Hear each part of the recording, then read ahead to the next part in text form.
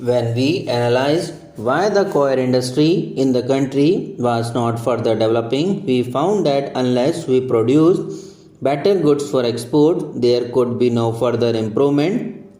This is an industry in which 92% of the products are exported and the domestic consumption by nature of things is of a limited quantity.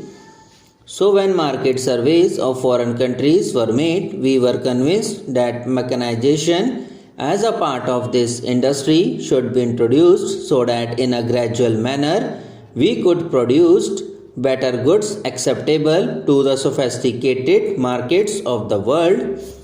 We had a tripartite meeting of all the interest in Kerala, particularly the government of Kerala, the representatives of labor and industry engaged in coir and the central government, and it was felt that gradual mechanization, particularly of the weaving sector and the finishing sector, would gradually assist the further development and progress of this industry. Particularly in Kerala, this is the basic industry giving employment to more than nearly a million people. We therefore decided that the coir board that the government of India has set up should endeavor to assist the people to establish such factories and also establish factories itself if entrepreneurs were not easily forthcoming. Therefore, Madam, the Act as it is today is being amended to provide for delegating powers to the coir board to enable them to set up a mechanized factory in the public sector to demonstrate the utility of new types of fabrics to the rest of the country. A question would naturally be asked in the House why our entrepreneurs are not being allowed to do so. The Act does not prevent it. On the contrary, the coir board is being empowered to promote even the establishment of mechanized finishing and weaving factories in the private sector if private entrepreneurs come forward. But looking to the nature of the industry and the entrepreneur class engaged in this industry, we have found that in the last few years not many entrepreneurs have been coming forward, and we would like to establish one of the most modern model factories which can produce the latest types of goods. The amendment as proposed in this bill has been placed before the House. We are convinced from our technical surveys that we will not be able to stand in competition with the rest of the world. As the House is aware, Madam, there are other competing countries in the world which compete with us in coir products. Malaysia and Sri Lanka are our foremost competitors. But as a result of the persistent effort of the coir board and the government of Kerala in India, we have been able to have the highest percentage of utilization of the husk of coir than any other competing countries.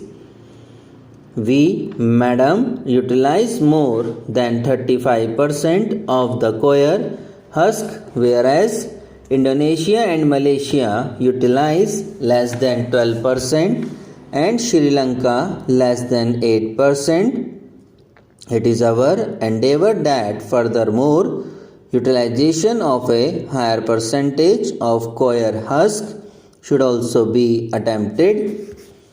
It may therefore be looking like a contradiction in terms that when mechanization takes place, there will be unemployment.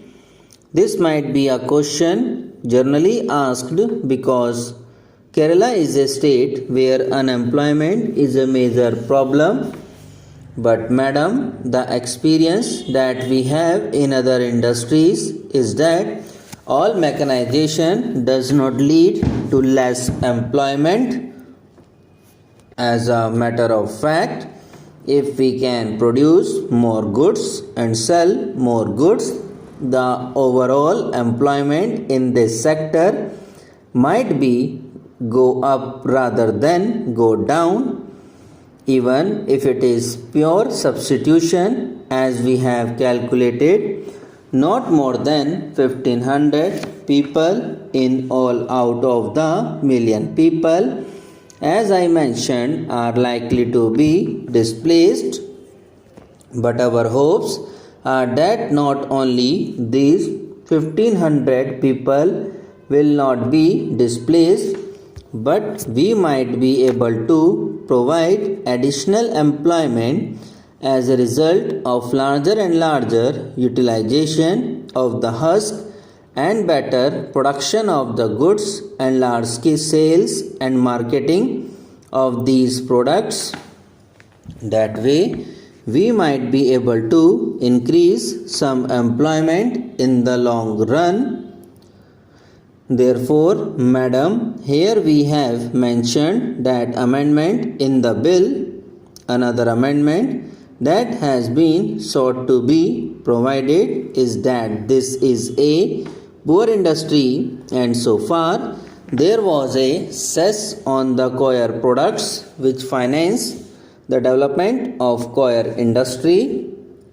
Madam, the government of India therefore decided to remove the cess forthwith, and only a month back this cess has been abolished, and no coir products either for export or for internal marketing will have to pay that cess of about Re1 or so anymore, which was a burden to this industry. Therefore, the amending bill also provides for a direct grant from the Consolidated Fund of India for all the activities of development that the coir board requires for developing this industry in various parts of India, and particularly in the state of Kerala. When we analyzed why the coir industry in the country was not further developing, we found that unless we produced better goods for export, there could be no further improvement.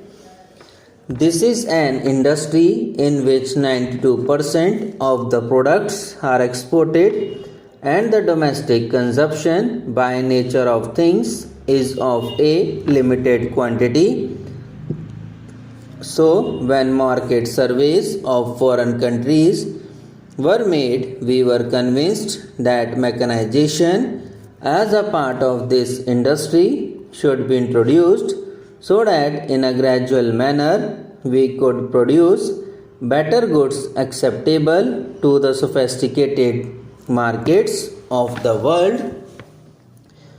We had a tripartite meeting of all the interest in Kerala, particularly the government of Kerala, the representatives of labor and industry engaged in coir, and the central government, and it was felt that gradual mechanization, particularly of the weaving sector and the finishing sector, would gradually assist the further development and progress of this industry.